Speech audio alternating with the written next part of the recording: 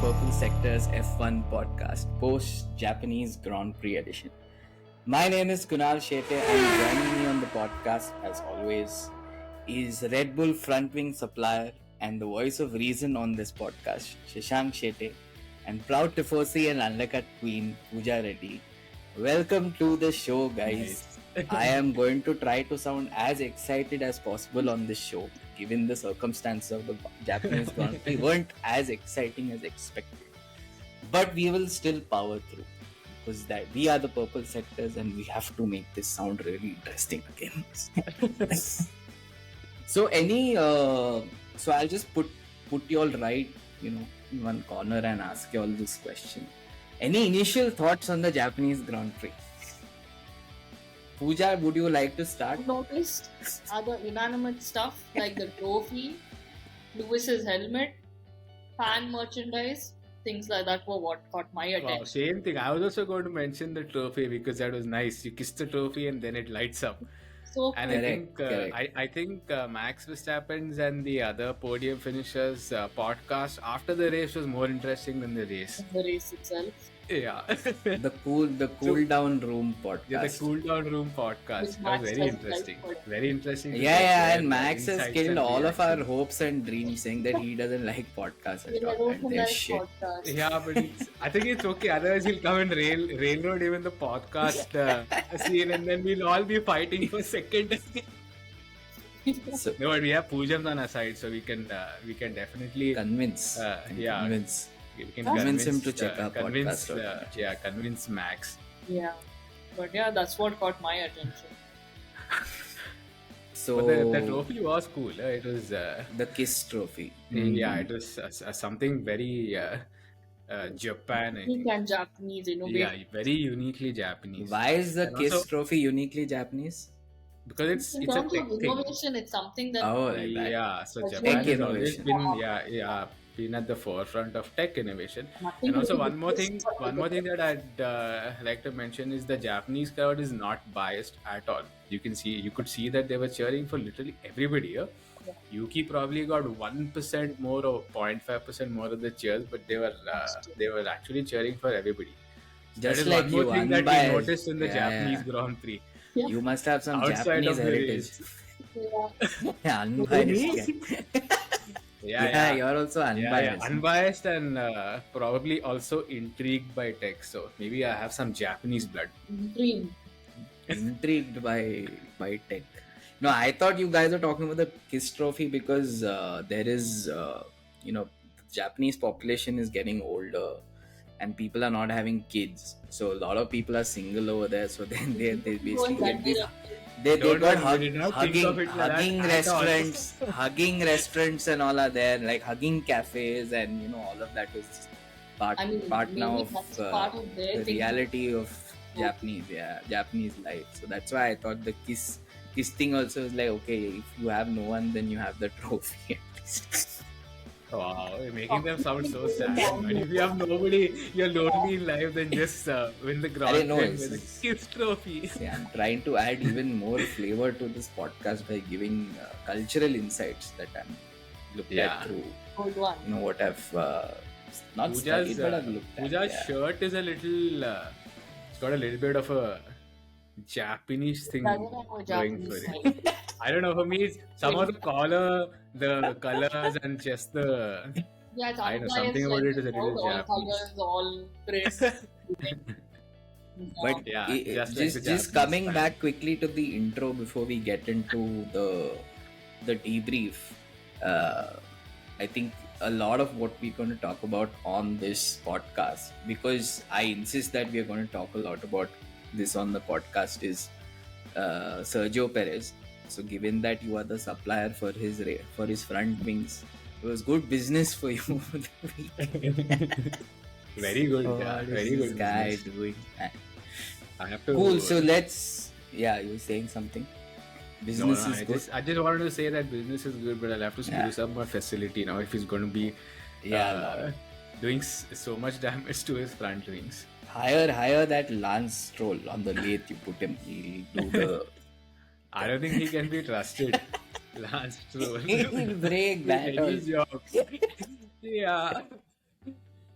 Poor Sergio only left with no front wing only after his third I crash think in he Qatar. probably woke up thinking he was going to play bumper cars and not really racing on the Suzuka circuit this time. Yeah, yeah. Wasn't he, what you the champion Pujams according to the Yeah, that's introduction one that of the you things got? Pujams has One of done, the but things she's that you were retired. known for. Yeah, Yeah. Oh, she's you retired retired. from a bumper car days. Yeah. She's Yeah, retired. that's the She champion. won back-to-back But national champions and then he stopped. like Yeah. looking at Perez race, it gave me like it took me Yeah. back. Yeah, Pooja's like, did I retire? What am I seeing here? I think I can go back at this rate, even if they are Yeah, doing. but Pooja, you'll have to face Perez, so it'll be a little bit of a challenge the So they know all championship those this time. tricks now, basically. Just drive with your eyes closed, I think, basically. And I'll supply the, Oh my the God. front wings for you also, Pujam. So Time my to screw business up. will be It's absolutely a booming. win-win. It's a win-win for everyone.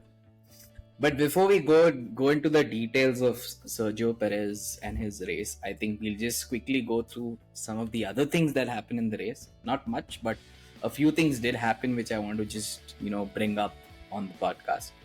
The first, of course, is Rampaging Max. The revenge tour is definitely on.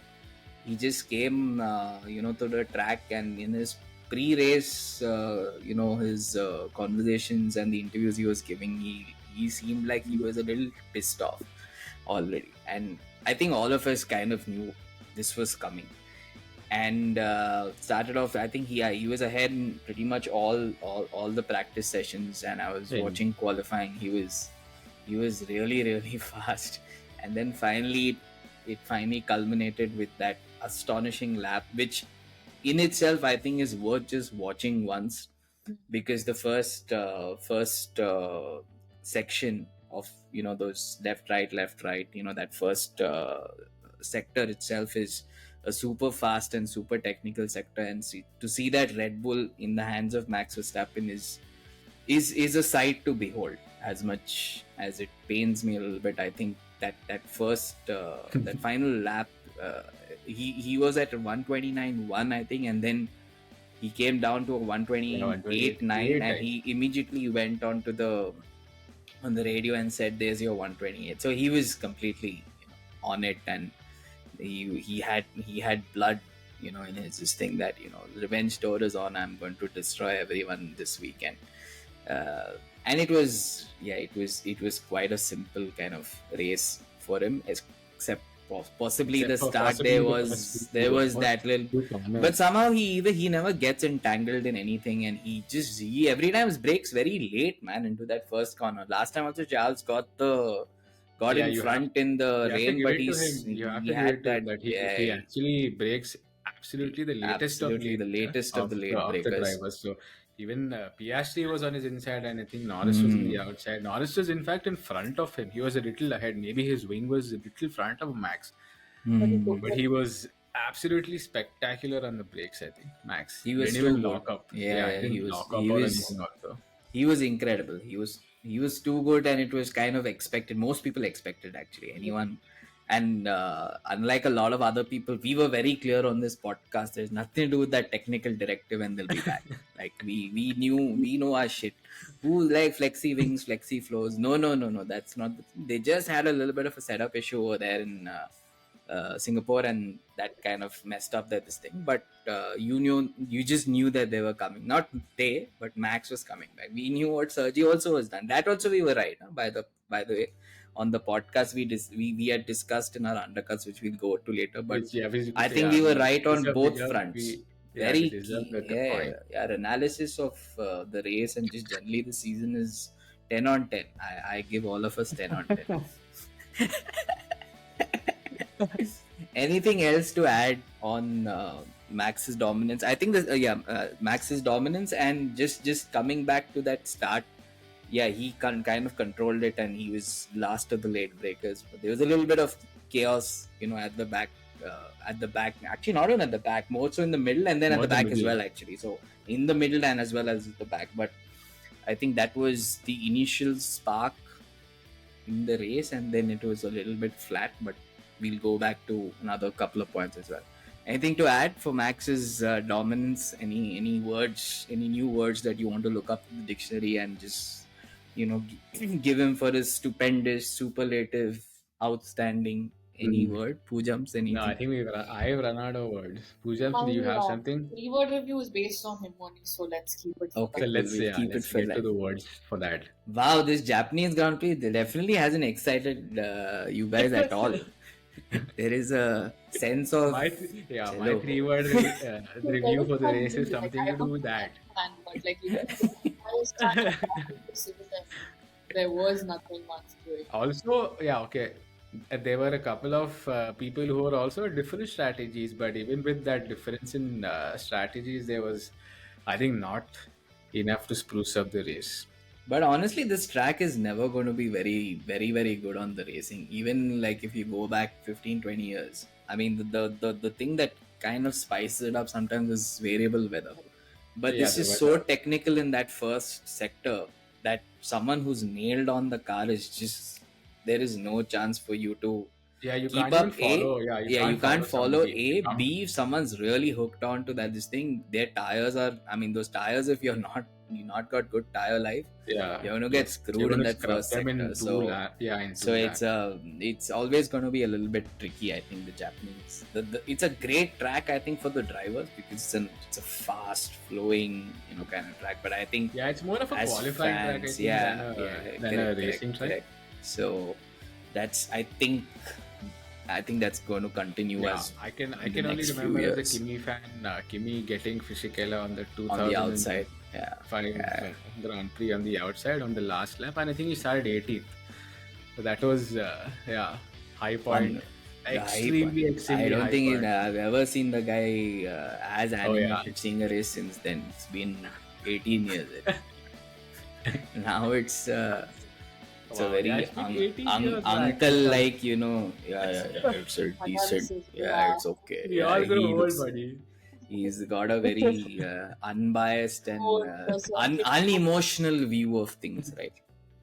Yeah, I think it was 2005 Japan and 2007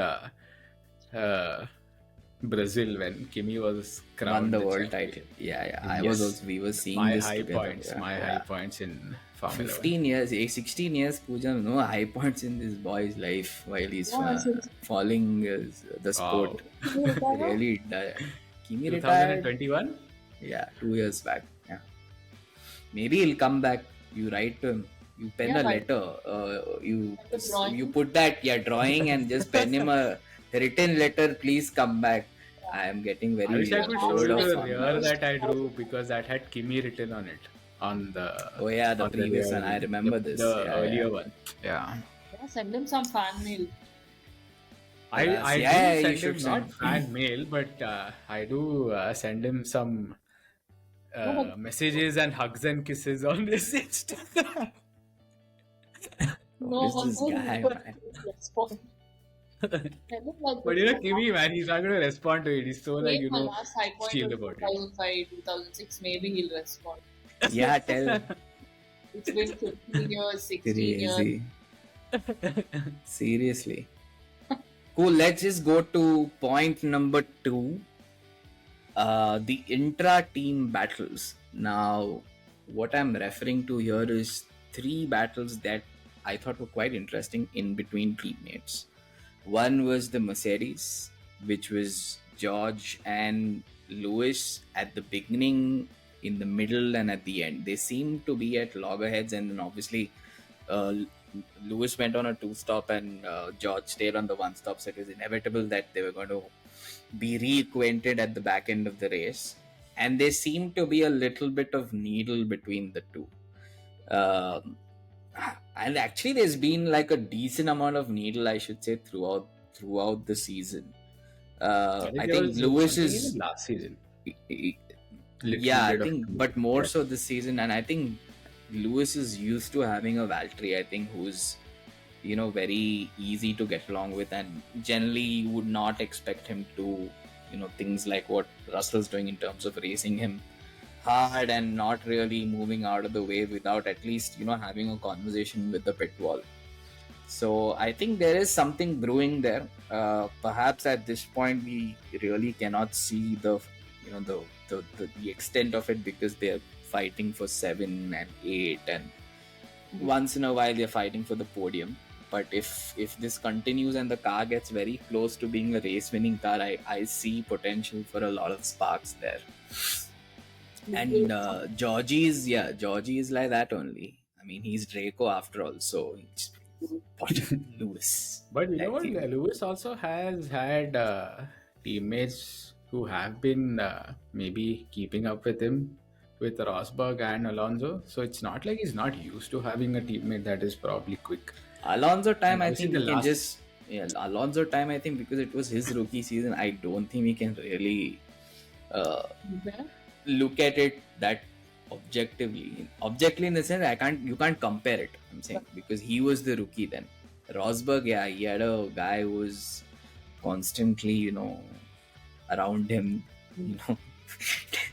and then finally 16 he can get under your skin as a YouTube guy. Like he can, exactly. Like just very, not even as a racer, or not even as your teammate, as just a general person. He can really get under your skin. I think he likes to needle. I think that's his thing. He likes to needle. Yeah, I'm a little bit like Rosberg. Like I agree. Japanese Rosberg. He also likes to needle. Oh, he's needling us only on the show, man, all the time. It's keeping us on our feet and getting us very defensive. The cause of controversy on this podcast has been this guy only. Rosberg, Japanese Rosberg. Coming to that battle, they tried to pull off this guy's trick on him only, but failed miserably. Yeah, failed. Science came on this thing. These guys said, how dare they try to play my own trick on me. That was funny. There was some nice radio actually. Other than that, there was one radio was interesting. Radio was interesting. This Fernando Alonso, you've thrown me to the lions. Fernando Alonso got something. Yeah, really passionate guy. Super to happen. His radio was super the multiple radios which went, I got hit by Perez, or Perez hit me. That's that. Yeah. So that was one. The Mercedes, the Alpine. If you guys, so actually, Shashwani and me actually saw it late last evening, I think, and I kind of got a sense of it while I was watching a few other things on YouTube, some other podcasts and shows.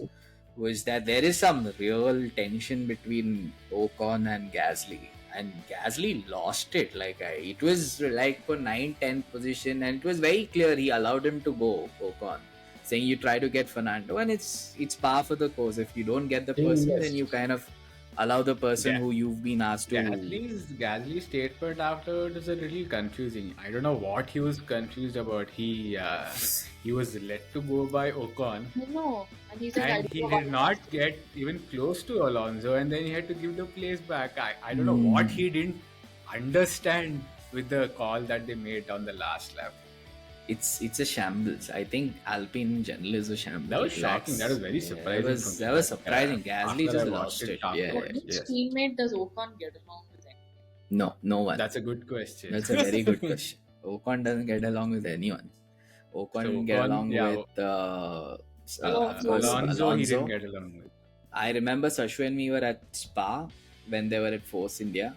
And he and Sergio Perez, but that would have been such a bad combination. You have one guy like Ocon, and you have the other guy Perez who's ready to hit at the drop of a hat, saying that I'll take him out. Arey, what is the strategy? I'll just take him out. No, that cannot be your strategy to take him out. In hindsight, I think we should have worn helmets and gone and started Aurush when we these guys were racing together, and it happened right in front of us. Right in front of us. Right in front of us. It was clownish. But correct, Pujams, I think you have to find some more info on this Ocon. What's his deal?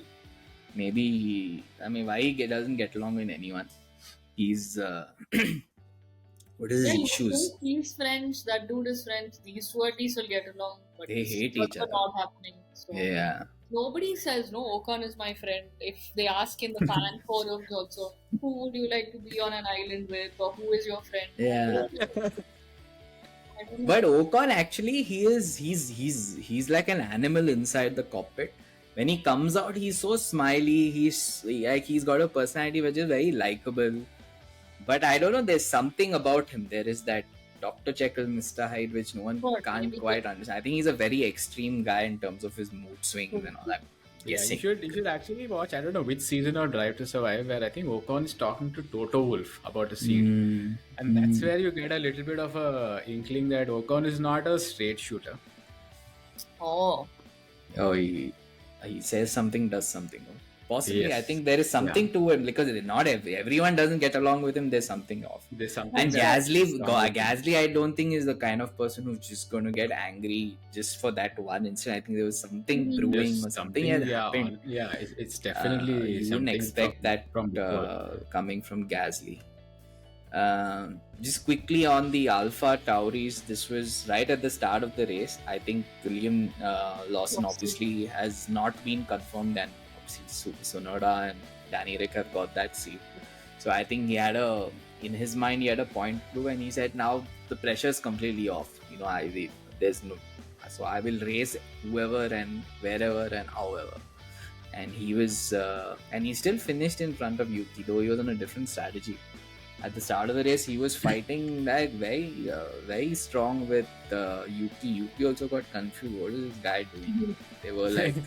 Yeah, Yuki actually started in front of Liam. And also a lot of people said that, Mercedes threw Russell under the bus by switching him to a one-stop strategy. But I think Liam did a one-stop strategy and he made it work. Yeah. So I don't know if that's a fair comment where people as now that you mentioned it, correct, Shashu. Maybe people think about it and say, thanks, Pujams.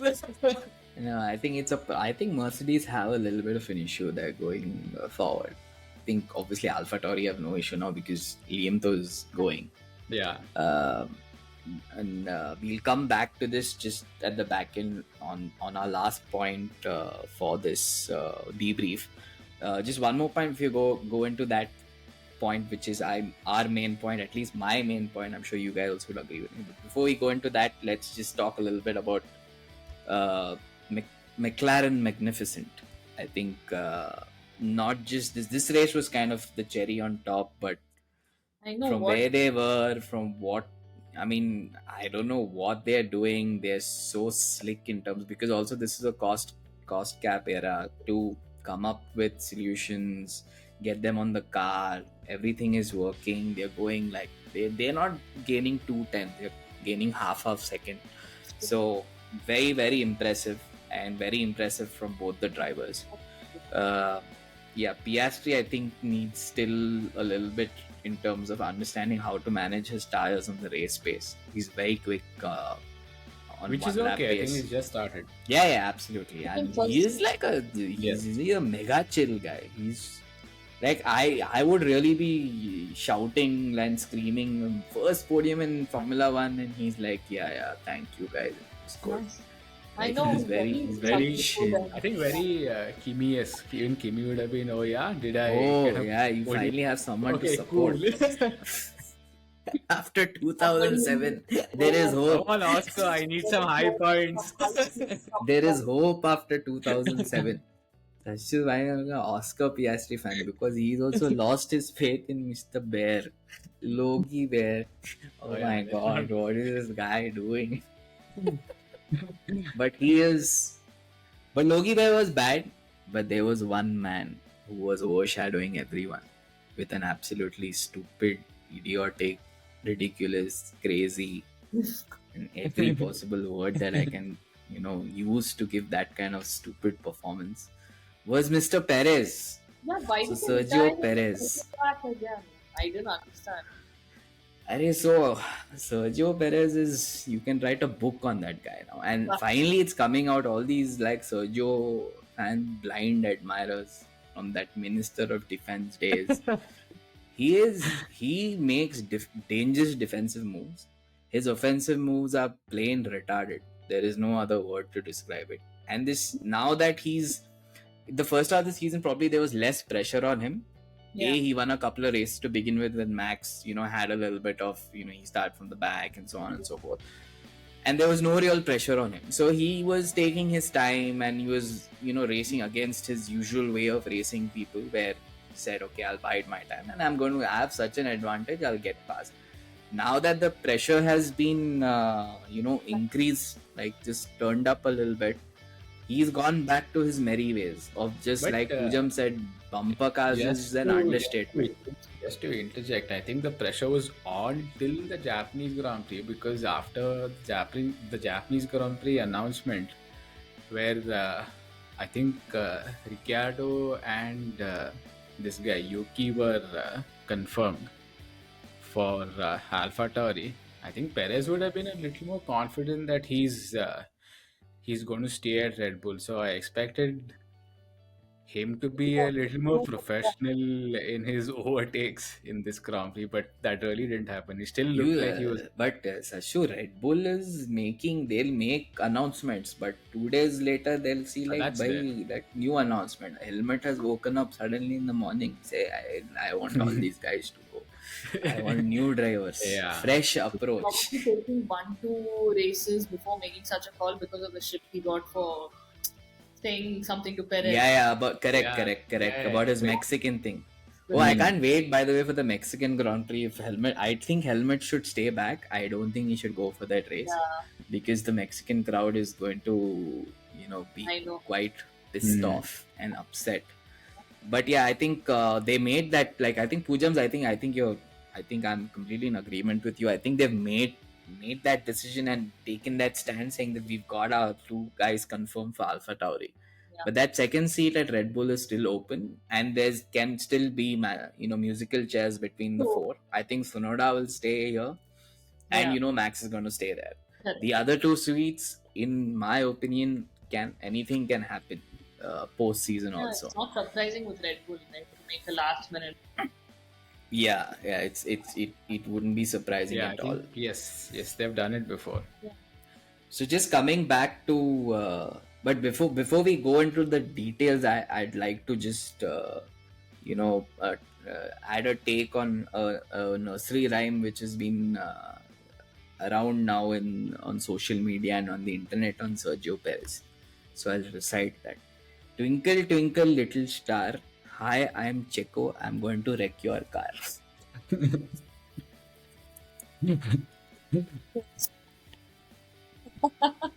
I have Yeah, this has been doing the. I This feel has very been- sorry for the guy,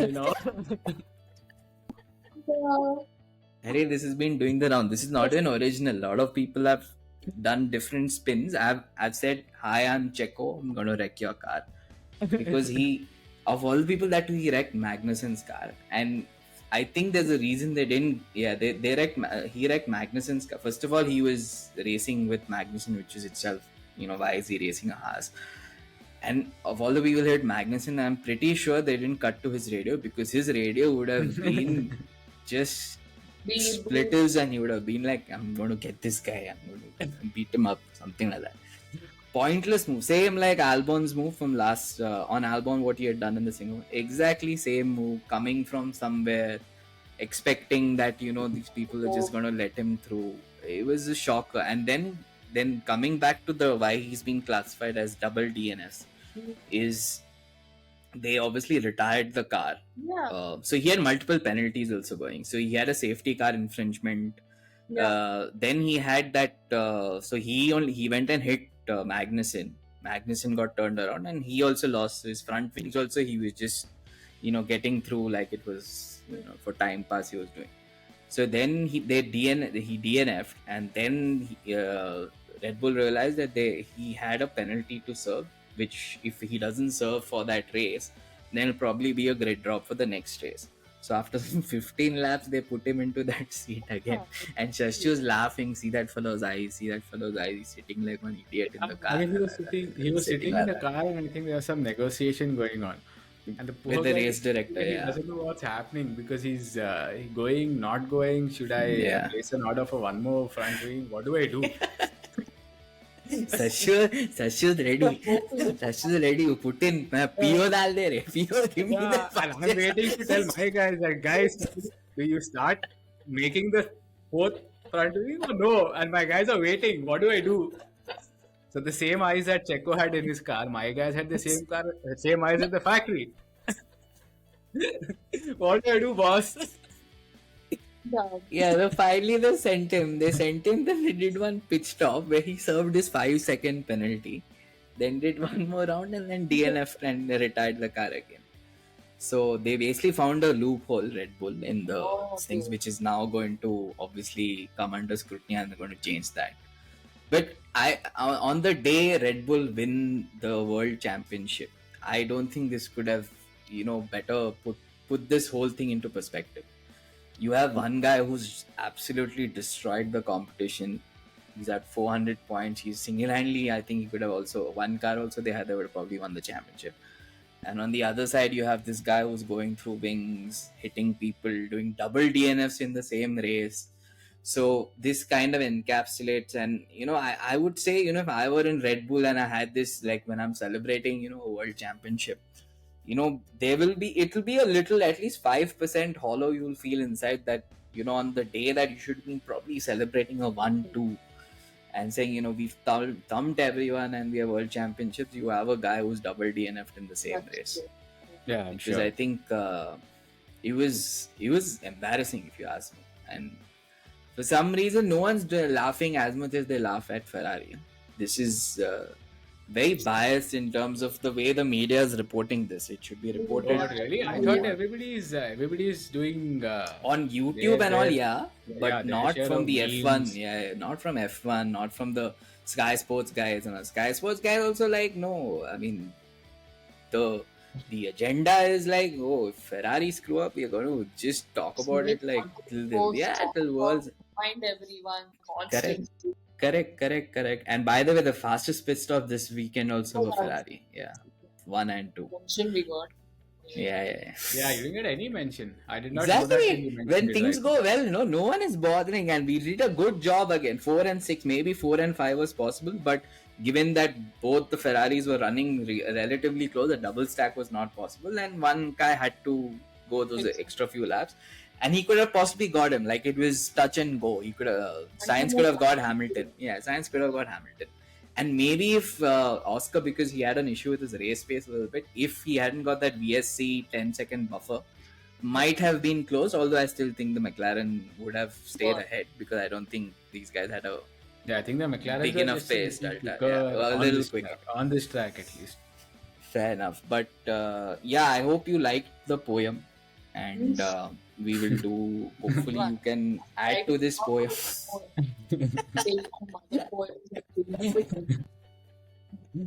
Yeah, you guys are free to do your own poems now every episode, but we can do a poems section also.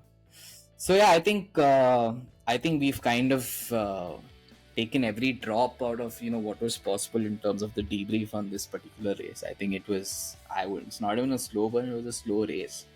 But yeah, I think it is what it is. We got 3 really good ones to begin with from summer break, and now we've got one damn squib. And I think it's also going to be a fairly damn squib, to be honest, in Qatar. That's a racetrack. That's the only racetrack. I don't know the corners. I don't know how. I mean, I know there is one section which is a little similar to the first sector over here, but this is the only track which I don't know anything about. If you put me in that F1 game on that, I will not know whether to go left or right. Because I think that track is it's designed by software. Yeah, it's basically it looks like it's designed by software. It's more of a MotoGP track or something. Yeah.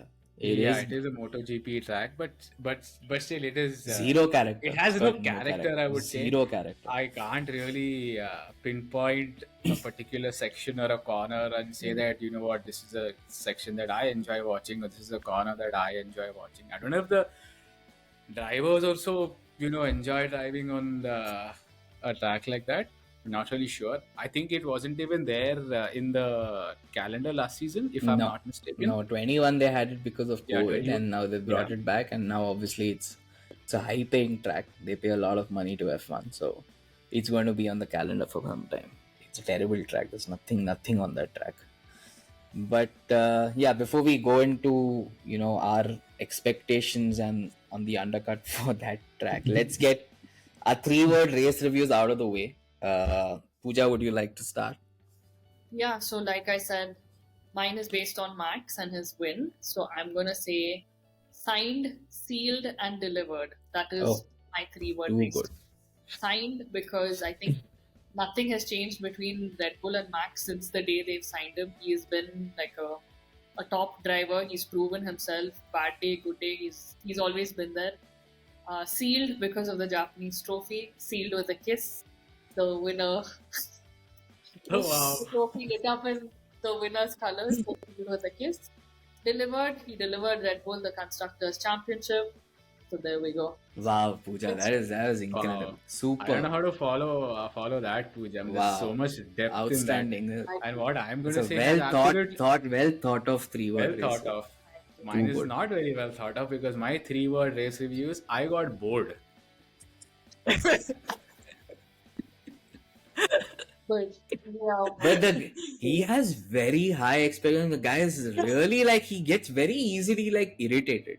So what is going on? I'm like, no, there is something obviously every race is not going to be crazy edge of your seat. There was some action. You have to say, okay, great, he's going that. Sometimes it's good to just see Max going that far and say, wow, that's just impressive. Yeah, he definitely got bored. His fastest lap was impressive. I got bored, but his fastest lap was 1 second quicker than anybody else's fastest lap, by the way. So that was quick. And also, I think if the races are a little boring when they start and they finish off better, no, I think the finish also is more in somebody's mind. So I think here the start had all the action, and towards the end of the race, I think the first three the drivers had 18 or 19 seconds between each. So it was, I think, 18 or 19 from Max to Norris, and another 19 seconds from Norris to Piastri, and then 6 seconds. So it was. They were quite a distance apart from each other. Even the podium finishers. Such a TED talk you should. Yeah, like I said, I was a little bored, but then I was woken up finally by the podcast that happened afterwards in the cool down room. Yeah, Norris went interesting when he saw that Perez crash. But it is interesting. It's something that probably you and I would also discuss. Yeah, that's good. As viewers, after probably looking at us racing after a karting session. It's very similar. Even though they are driving much quicker cars. Yeah, but it's the conversation. I used to be angry. I used to be very angry after the karting the race. I've gone and hit him once in the pit lane also. In the pit lane? Yeah. Not whacked him, but while he's getting up from the car and giving Yeah, and he also said sorry, which from the tone and the eyes I could definitely gauge wasn't a sincere apology. So yeah, I think fair point. So you were bored. I was bored. My 3-word race review is what a turnaround this is for McLaren. I'm just very impressed by the way they've turned a car which was at the back end of the field to something which is second fastest at a lot of races now. So it's there are no silver bullets, but these guys are having getting silver bullets every 6-7 races. It's very impressive, and I think the whole the team is a very likable team because you have Piastri, you have Lando, you have Zach, who's that guy who's just coming hugging everyone and all.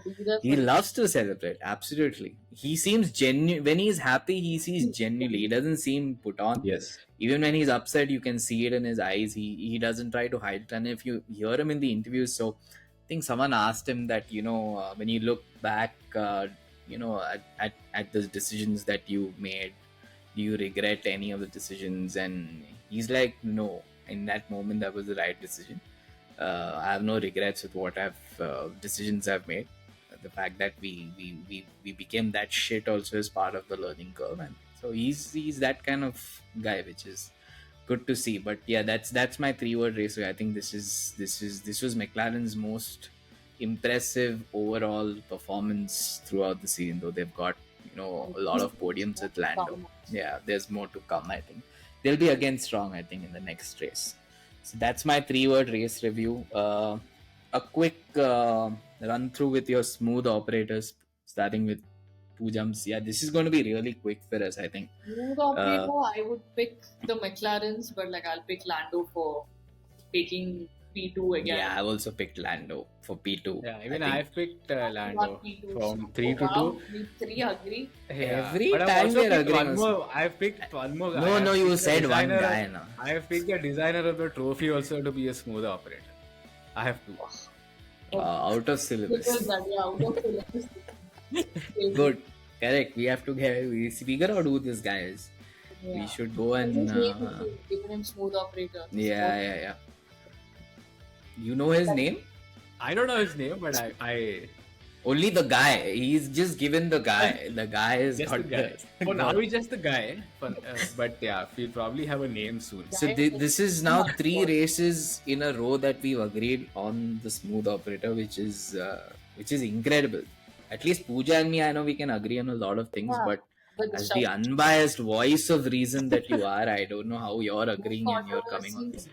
No controversy. But you answered your own question. I'm an unbiased guy. So if Lando was a smooth operator, he was a smooth operator. Max or Piastri, who also said Lando. Yeah. Or Logie, because he was very smooth and he got out, he took a flight, he was back home before the end of the race. Huh? What? Like the opposite of a smooth operator, what would you call him? A rough lathe machine worker? A lathe machine worker. I didn't ask this question. We'll come up with something. Maybe that's something that we need to add, because I think the likes of Perez and Logan definitely deserve to get some titles. Yeah, they can never be smooth operators, so they have to get something which is no longer the opposite. Minister of bumper car. No. That's you, Williams. You're the minister of bumper cars. We'll come up with something. We'll come up with something for the next one, because I think we can expect more shocking performances from Lance Stroll, Logan Sargent, and Sergio Perez. I think these guys definitely, one separate this thing we should have, just running for these guys, give them points for being the worst on track, and then give a championship for that also. Cool, let's quickly look forward to Qatar, which we already said is going to be a bit of a stinker, but let's get into our undercut predictions. Pujams, let's go with you. Mine aren't wacky again, because like you said, I think Qatar is going to be a very straightforward. Life's dull, right? But, come on, Kimi. So I have 2. Max will take the Drivers' Championship in Qatar, and hat-trick for Lando. Hat-trick bolo to? He's going to bowl. Him of number 2. Okay, cool. Thought he's coming. Me too. Done. Okay. Fair. I think you can't go wrong with that. But I thought you'll do something really wacky, Pujams. You're already destroying us, which we look at that points table, it'll show us that you're destroying us, because actually let's just quickly run by the points table from last time. Then that Yogi will finish the race, will be third one.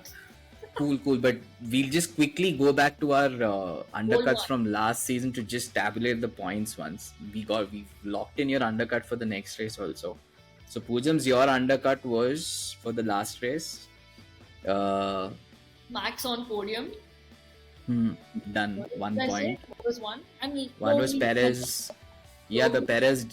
Logie DNF and Perez also whacking, I think. So I think... No, Perez was, I think, only both of us. Yeah, I think Perez was both of us. Logie DNF and this. Shashu, yours was what? What was yours? Mine was Yuki to score points, which he did not. Same for me, yeah. So fail 0. And Sergio imploding, but I also made it a little more specific by saying he'll be at least looked at for 3 incidents. Correct. So he was Now, looked at for I three think he was looked at for 3 Yeah. incidents. Yeah, I think somebody who gets 100%. who gets two DNFs. Yeah. No, I think you deserve points. Yeah. Yes. Extremely deserving That- candidate for points. Pujam's got 2 points. You get 1 point for your Sergio prediction. Mine was also Yuki in the points, no points. And I said Sergio will be knocked out in Q2 and he'll screw up at least 2 races. So I think Which he did. So maybe half a point, did. man. I should have just not gone too greedy with that Q2 prediction. I would have pakka got 1 point. But I've learnt my lesson. And I will you tell can you get my half a undercut point. for. Cool. So we've locked in Pooja's undercut also for the next race. I think you're well in front now, Pooja, and I don't think we'll be able to catch you. Sasha, what is your undercut for the Qatar Grand Prix? I'm going to go a little more wacky. I'm going to say that Sergio Perez is going to come on the podium on for the Qatar Grand Prix, and that's going to be his last podium, by the way, for Red Bull. Are you locking in as a full? But I'm not locking in that. No, that's not locked in. So my undercut lock-in is for Sergio Perez to come on the podium at Qatar. So that is second wacky. or third. I'm not doing a second, but second or If you want third. more points, you should do 1 or 2. Otherwise, you'll. Yeah. You can do No, 2. I'm very confident about my undercut for this. See for this Qatar. guy. He's yo-yoing from he's dropping Perez to the ground. Now he's again picked him up to podium. Then he said also that he's not last podium of the. Okay, if it's the last podium, then you'll get 2 points. Or 3. Then plus 1. We can't No, get- you'll get if you get that then I'll get 2. at the end of the year, you'll get an additional point. We'll decide that at the end of the season. We'll have to repeat. Yeah, mine I'm in dire need of points, so I've made a couple of undercut predictions. One is Ferrari back on the podium. I think they'll get a number 3, and Perez outside top 5 again, which I think sure shot prediction. Yeah, is and if he goes outside top 10, then I'll take 2 points. Yeah. Hope. Huh? No. I think outside top 5. I think is a fairly standard prediction. I think I think the McLarens will be again strong. Max will again go off into the distance. It's a similar track. I think it's a similar. I think it will be a little closer. It'll be a little closer. But it'll be closer because it's similar setup. It's I think a new track, so it has a lot of runoff areas and also it's wider. Yeah, it's I think it'll be better in terms of maybe people will take a little more of a chance, but I think the speed of the corners and the type of corners that Qatar has is similar to Japan. There'll be even less overtaking there because there is no straights into a slow hairpin. Nothing. There's nothing. That's just a dull. If you thought Japan Shashu was bored, I can only wonder what's going to happen to him in Qatar. Let's hope weather. Oh no, we can't hope for weather. No, weather also will not happen. Hot and hot there. Yeah, if it starts raining and all, then the apocalypse is upon us. Like in Qatar, suddenly it's raining like that. Then we can shut off the podcast. Also, there is nothing worry. It's there. It's raining. So we plan for the end. Sergio Perez on the way out also hit someone. He's running away from the track because the apocalypse will go and hit someone on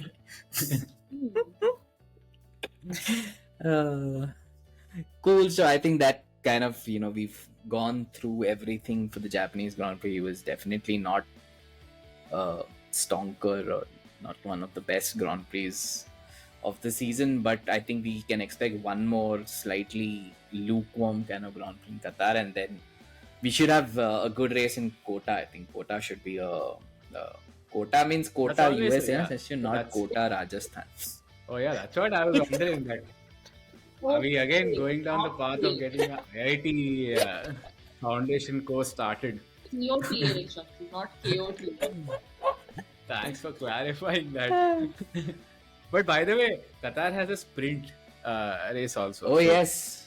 So which is one more reason. Which is one more reason, Sashi. Good, you brought it up. This is one more reason why I said Ferrari on the podium. They do very well in sprint. So you're also locking in the Ferrari podium for the sprint, or it's just for the main No, race? he's just I'm saying keeping this. it very open-ended. Anything can No, happen. that's what. I'll take for So, both. Take points for both. no, technically, poor Piastri has 2 podiums, but he has only one because He got. might be poor. I'm poorer. So I'm not. I'm keeping it very open-ended. I'll come up with one new nursery rhyme again for that post that race, because I'm very hopeful of a great Perez performance there also. Outside top 5, actually very optimistic. I think I could have gone for more in my undercard. But okay, let's not get Helmut into would be a big fan of yours. who? Helmut. Yeah. He'll call me to his house to have coffee. Helmet. Oh, that guy's going to get stoned, I think, if he goes to Mexico.